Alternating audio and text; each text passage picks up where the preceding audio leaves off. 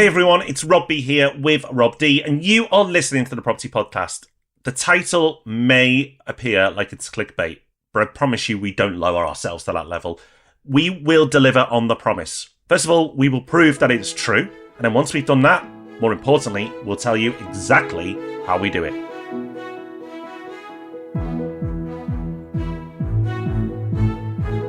Yes, thank you for joining us on the Property Podcast. In case you don't know, we run a business called Property Hub Invest, which sources more than £100 million of property for our clients every year. You can find out about that at propertyhub.net/invest. But to do that, we need to be pretty efficient with our time. And that is what this episode is all about. I think it's going to be a really valuable one. But before we get into that, let's start with this week's news. And Rob, it's caught our eye this week that Savills, whose predictions we often look at in the show, have revised their house price forecast for the rest of this year. Upgraded their forecast, you might say. They have. And what's really interesting is they've made a 5-year forecast, but they made a forecast in November and have had to change their numbers again. So I think it's interesting that the company wants to take a 5-year view when, after just a handful of months, they're already changing their view from last time. Brave? Or another word, I'll leave you to decide. I think what's interesting, though, is actually as predictions go, I think they've played it safe. And they're probably going to be more right than wrong because they predicted modest growth each year. So 24, 2.5%, 25, 3.5%, 26, 4.5%, 27, 5%, and 28, 4.5%, meaning a total uplift in capital growth from 2024 to 2028 of 21.6%. So no wild up years, but no wild down years. And you know what? The chances are they'll probably be correct, which is in contrast, Rob, to YouTube commenters. I know I talked about this the other week, but for some reason I looked at our YouTube comments over the weekend, and the amount of people that have strong conviction on what the property market's going to do is incredible. But what I really notice is strong conviction on the market crashing. And it's not just this year. Year after year after year, you see people come into comments and go, the market's about to crash. And you know what? One day, eventually, they'll be right. But they are wrong most of the time. Yeah, but the way they communicate in the comments section is of someone with complete belief and conviction, even though they're wrong most of the time. So I think Savills are pretty smart because they can just revise it and nobody follows up and checks that they keep changing their numbers.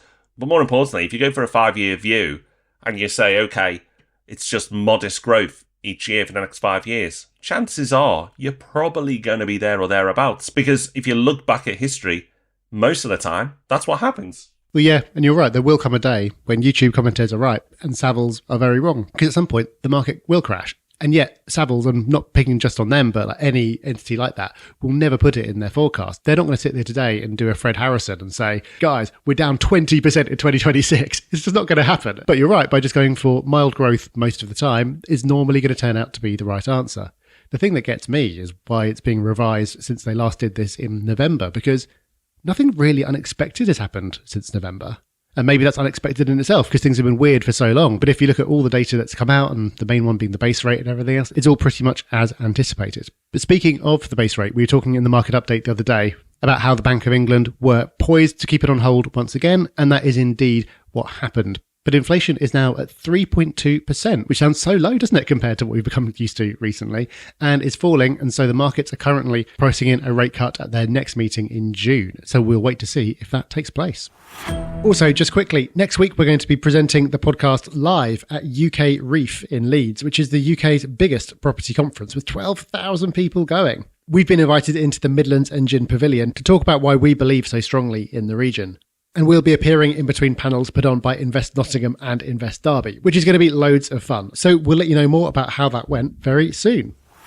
In the past, we've surveyed listeners of the podcast and asked them what has held them back from investing in property so far. And as you'd expect, funds is one of the main reasons why.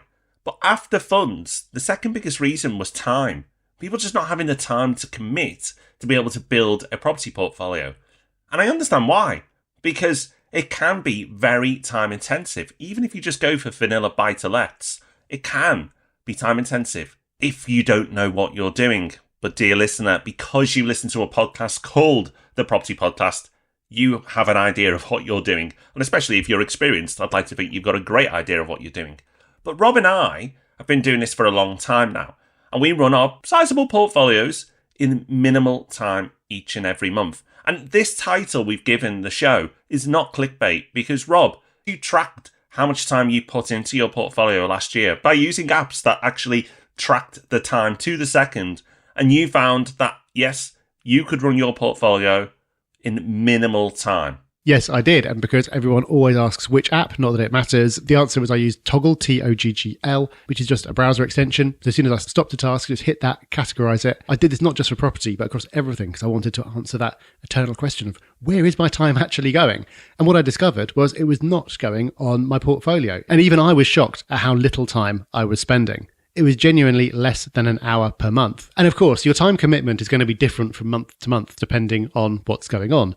Portfolios have time when everything's quiet. They have times when everything seems to be going wrong at once. You have times when you're actively buying and times when you're not. But this particular couple of months that I tracked was at times when I did have purchases going through. So I was dealing with mortgages and legals and all that sort of thing. And even had a disposal going through as well. So it wasn't an artificially quiet time. So it shows that it is possible. But remember, by that point, I was more than 10 years into my investing career. And a couple of years prior to that, I'd made a real, deliberate, conscious effort to remove myself from the process. I did the work to put the systems in place to make that possible, because I knew that I had to. But what we can hopefully do today, Rob, is get people closer to that point faster than that, if that's where they want to go. And the question is if you may enjoy being very hands-on, and that's absolutely fine. But I still think from this episode, you're going to be picking up tips that you can use to be more efficient.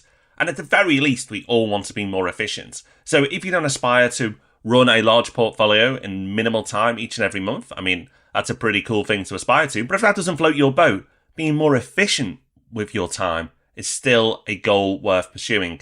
So Rob, let's do it a bit different in this show. Let's give everyone the headlines of exactly how to do this, and then we'll get into the detail of how to execute each and every part. What are the key areas to address to be able to run your portfolio in minimal time? So when I was making this happen, there were three main components. The first is when it comes to building your portfolio, property sourcing, somebody else has to be doing the legwork on that. At the moment, of course, I use Property Hub Invest, but I've had other people do the legwork in different ways in the past. But one way or another, trooping around tens of houses yourself is not a recipe for spending less than an hour per month on your portfolio. So that's number one. Number two is having someone else manage the portfolio as well as agents. So having a letting agent obviously is necessary if you want to be hands off, but having someone else in the mix, in my case a PA, was another essential ingredient. And the third was to follow a buy and hold strategy. So while that's always been the central plank of my portfolio, in the past I'd got involved in other bits, other types of investment, but really if you're going to cut your time down, it's got to be buy and hold, because that's how you get it into that point where not much is happening most of the time.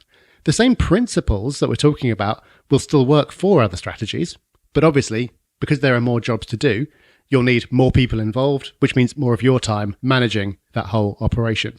So those are the big three, plus a bonus one, which we'll talk about a bit at the end, which is mindset. Let's break down those core concepts, starting with sourcing. You cannot manage your portfolio in less than an hour a month if you do your own viewings. It's just not going to happen. If you want to get to the point where you're putting very little time into your portfolio, you need someone else to do this for you. It can be a sourcing company like Property Hub Invest, but it doesn't have to be. You can hire people just to do viewings. You can find them online. It's pretty easy to do. You can use the same people who do property inspections. So when you let out a property, you do an inspection report. You could get that same person to go and view properties for you in an area that is far away from you. Even if you live close to the area you invest in, still do this, because yes, you may not have the extensive travel time, but just viewing one property can take up to close to an hour. So that's a lot of time. That's a lot of commitment. So you absolutely have to outsource this point. Now, there's a difference between delegation and abdication. You don't abdicate your responsibility to the research and the information that they provide. That is where your time will come in. And this is especially true when working with somebody new for the first time or the first few times. What is the quality of their reporting? What is the quality of their research on the properties that you're looking at? I always say trust but validate. Trust the people that you work with, but validate their work. Even as you work with them more and more, I'd still be validating the information that they've given you. It may not be that they're trying to deceive you. It may not be that they're lazy. It just may mean that they've made a mistake. You can't blame that person if something goes wrong. So you still need to validate the work that they do. And yes, that includes Property Hub Invest. You can't just trust everything that Rob and I say and do, everything our team says and does. You need to validate the information that we put in because we're human and we can make mistakes as well. But that validation time or research time is a lot less than viewing the properties one by one yourself. And actually, the more you do it, the faster you can get through that information because you just know what are the key things to look at. When I assess a deal now, I know within minutes if it's got a chance of working or not. And yes, if it does work, there'll be more work to do. I personally won't do it, but to assess a deal at a headline level to know if it's going to work or not, that you can get down to a few minutes of your time. You might not be able to achieve that on day one, but once your experience builds, you can absolutely get there. Yeah, I think that's a really important point. When I was much earlier to investing, it would take me ages to assess a deal, absolutely ages, partly because of lack of confidence, partly because of not having a system, partly because of just not developed that sixth sense that you get for things when you've done it hundreds of times. But now, during that couple of months where I was tracking and finding out how little time I spent, I made an acquisition decision during that time. And it took an amount of time that seemed almost irresponsible. But you get there. You get quicker by seeing more deals, and you can see more deals by not having to actually go and look at them all individually yourself. Okay, so that's the sourcing part. Let's come on to the management part. And the real key thing here for me is that letting agents are necessary, but they're not enough. So even with a good letting agent, and making a big assumption right there, they'll still need chasing on things, they'll still need managing. And of course, there are always things going on in the background of your portfolio, not property related, that they can't handle, like conveyancing and selling and mortgage applications and all that kind of thing. So there needs to be someone acting as that middle layer between you and the agents and you and everyone else who's involved in your portfolio. And we'll talk in a minute about who that person can be and how to find them. But the real objective here is to remove the amount of everyday things that you get involved in, with the aim that everything routine that happens, you don't have to get involved in. Because in a portfolio of any size, there's always some stuff happening, but most of it isn't that significant in the grand scheme of things. So what you want is to filter out the majority of it, have someone else deal with it, so you only get involved in making decisions above a certain threshold. So when I tracked my time, I'd put a little description of what I was doing during that time, and it all came down to three things. One was signing documents, another was sending large amounts of money, and the third was sending quick messages to the person who's doing that role for me, either saying okay or making a suggestion. So for me, having that role in place was the ultimate game changer. And in my case, Rob, it's a dedicated PA, but there are lots of ways of cracking this one. Now, it doesn't have to be a specialist like Rob uses, although Rob's system is amazing. It could be a family member as well. So it could be if your wife doesn't work or your husband doesn't work, then they can do that and take this up. Or it could be a generalist PA, just a few hours a week or a month even. And you could just be the ad hoc work. So you can use services like Upwork or Fiverr, where you may be able to find people to do just a bit of it for you. You don't have to hand everything over, but if you just hand over some of it, it will make a big difference.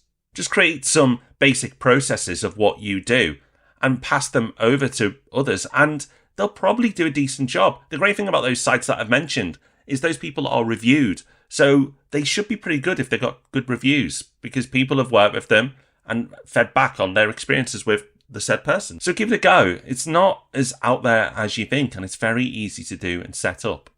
So we've covered having somebody else help you with the sourcing. We've covered having somebody else manage the portfolio for you.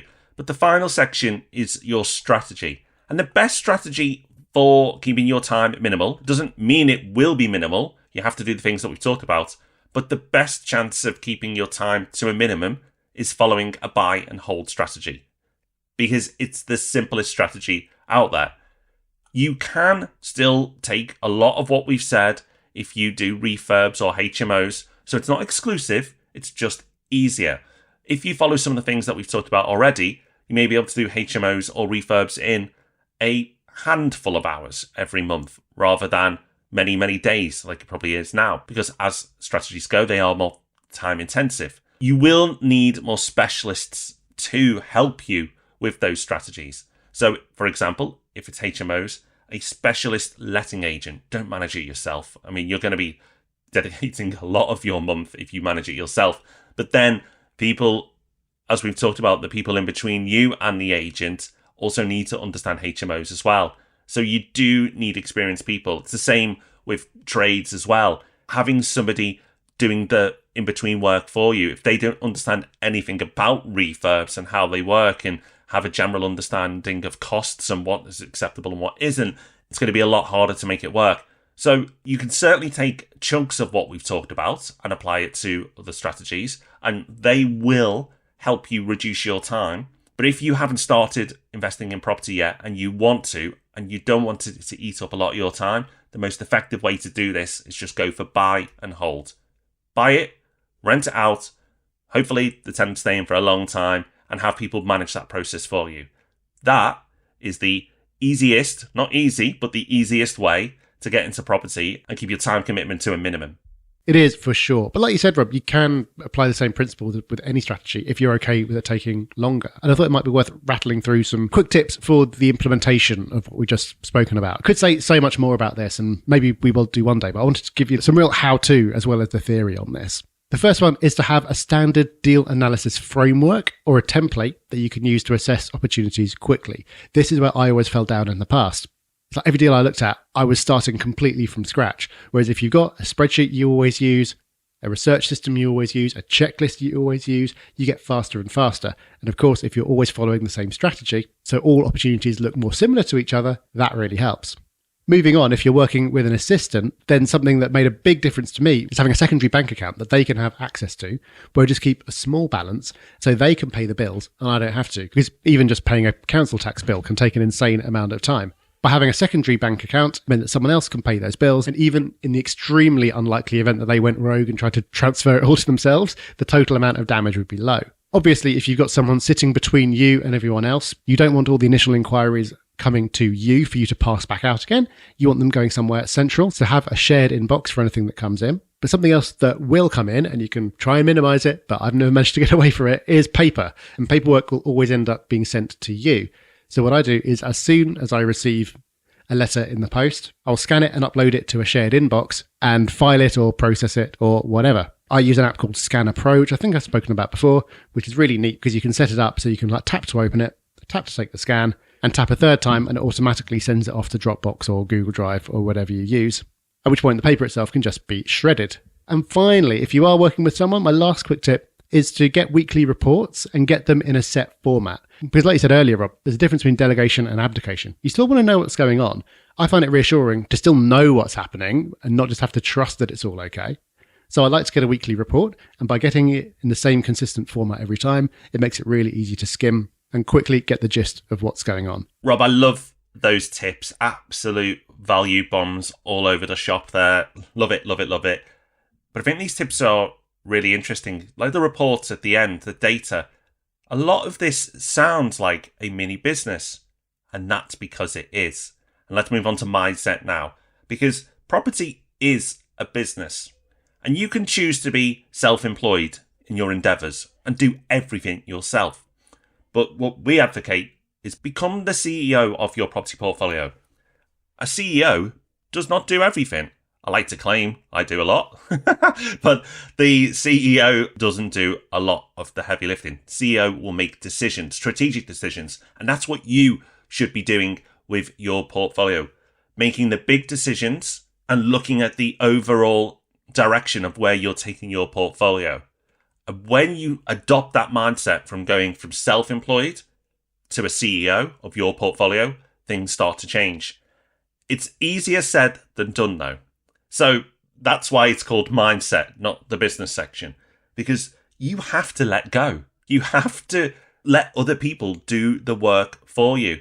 And that can be hard in the beginning, really hard in the beginning, particularly if it doesn't go right. You could work with someone, it not go as well as you'd hoped and give up completely. But that's like hiring somebody and them not working out and then stopping the business because you made a bad hire. It can happen with your portfolio like it can happen with any business. And you probably, and this is true, you probably can do it better than most other people out there because you care the most. You've put your time into setting up the systems so far. Even if they're a bit shaky, they're still your systems. You will be able to do it better than anyone else. So you have to be comfortable with letting other people do that job at maybe 80% of what you could. But that's good enough. And over time, you can bring that percentage up as you coach and train them and give feedback. But it's hard. As a concept, I'm sure this is easy to accept. Going through this process mentally can absolutely be a challenge. It really can. But the thing that you have to remember is that I don't think I've ever come across anyone who's been through this exercise and regrets it. It's always the case that it's a bigger deal in your head than it is in reality. It certainly was for me anyway. But then as soon as I'd done it, it's like, oh man, why didn't I do this years sooner? And it doesn't mean that everything was working perfectly. You still have to put your effort into developing the systems and tweaking and things like that. But just the weight of having this stuff lifted was so much more powerful than the fear of, oh, well, what if this goes wrong and blah, blah, blah. Yeah, that may not be helpful to hear because you don't really realize that until you get to the end. It's like people telling you how great having kids is when it seems like a nightmare to you when you don't have kids. Same kind of theory, but I promise you it is true. The other thing mindset-wise that I think you have to get your head around is that, yes, it will cost you money. Getting any kind of help will cost you money compared to not getting help. Even if a family member is helping you, there'll be some kind of opportunity cost because otherwise they'd be doing something else for the family. But especially if you are formally paying someone, then that will eat into your returns. But the way I look at that, Rob, is, well, it's better than not investing at all. And for a lot of people, that's the alternative. And it's also not like your time is free. That's the mindset almost everyone comes in with. It's like, oh, well, I'm doing it. If someone else does it, I'll have to pay them. Yeah, but that implies you put zero value on your own time. So if you accept that your time does have a value, you're not prepared to work for nothing. And by getting some help, you could either invest in the first place or you can invest more and build a bigger portfolio and a better portfolio than you otherwise would have done. Then the cost really begins to feel insignificant. Definitely. We've talked about this before, but work out what you're worth. What's your pounds per hour? Because you'll have one. So work it out and then look at it and go, okay, can I get somebody to do that for the fraction of the cost to run my portfolio? The chances are the answer is yes. It's definitely yes for Rob and I, without question. And we massively, massively value our time. It is our best resource that we'll ever have. More than our portfolios, money in the bank accounts, all the rest of it, the best asset that any of us have is time. And prioritizing that time and valuing that time is so important. Now, if you have the time and the passion to do all this yourself, then great, crack on. Ignore everything we've just said. But most people don't have the time or the passion to be able to do this. You may be super passionate about running a portfolio. You're just busy. You've got family life, you've got work or business life. It's just not going to happen. But you want the upside from property. So you have to follow at least some of what we've talked about today. Or it may be that you have the time, but not the passion. The same applies. But quite often, people fall into the camp that Rob and I are in, where we don't have the time and we don't have the passion. Yes, we have the passion for building a property portfolio, but neither of us have the passion for running one. So it makes no sense whatsoever for us to do it. So we don't. But now you know how we do it. You have the choice and the power now to make your decision about how you want to run your portfolio moving forward. Okay, let's move on to Hub Extra, the part of the show where we give you a little bit more just before we finish. And this week, very much in the same theme, Rob, of saving time and getting better results, because another way that you can do that, which we've spoken about many times before, is by using AI. And there's a tool that we've spoken about in the past as an alternative to ChatGPT called Claude, as in the name Claude.ai. But we're mentioning it again, Rob, because it's got even better. It has. I really like Claude, and I think it's important that we highlight it because the standard go-to is ChatGPT. It's the name and the brand that everybody knows, so most people just default to ChatGPT, and it's great. We both still use it. But since Rob put me onto Claude, I've found myself using it more and more, and now it's got an app. Yes, that's the reveal. It now has an app, so it's a lot easier to use on your phone. It's great. Now, one of the things I really like about the Claude app is that if you're not paying for the premium service on ChatGPT, what they call Plus, then you don't get access to quite a few things, including the ability to upload images and ask questions about that image. You can do that with the free version of Claude. Now, I've not tested it yet, but I will be shortly. But to give you an idea of the things you can do with this, you can take a photo of a document that you don't know how to fill out, and you could say, complete this, or a child could do it for homework. I never allow my children to do that, of course, but it's possible. I hope none of the teachers are listening. That's one benefit of being able to do it. I've taken photos of a boat that I've seen, a commercial boat, and I have no idea what it does because it just looks such an unusual boat. And it's been able to give me a detailed description of what that boat does, what it's likely doing in that area as well. And it's just really, really interesting and useful. Claude has that now. So I'm going to test it out to see how good it is. But the fact that you get that on the free plan is brilliant. But the responses on Claude, Rob and I have found to be a little stronger as well, just in general. So don't dump ChatGPT, but absolutely add Claude to your AI mix. You will not be disappointed. And it's not exactly a hard sell it free. And no, this isn't sponsored as per usual. Every single Hub Extra we've ever done is just us using things and being really happy with it and sharing it with you. Yeah, disappointing really, isn't it? You thought we'd get a sponsor by now. We'd be absolutely loaded, Rob. Imagine if every one of these was sponsored and we've done nearly 600 of them. It would be fantastic. But no, still all free. Never mind. I've really enjoyed this week's show. I think this is such an important topic. It's made such a big difference for me. So I hope you enjoyed it as well. Just before we finish, a quick shout out to listener Lauder, not sure how you pronounce it. But they said, over the years, I've enjoyed the podcast for straight talking, informative content. I've just started watching on YouTube and realised I had the wrong Rob with the wrong face, so now I'm confused. Don't worry, we get confused as well sometimes. We've got the outtakes. We can't get our Rob B's and our Rob D's straight. But thank you for listening and thank you for watching now as well. We will be back to do it all again next week. And in next week's episode, we're going to be helping you to grab a bargain. So until then, have a great week and we'll see you soon. Bye-bye. Bye-bye.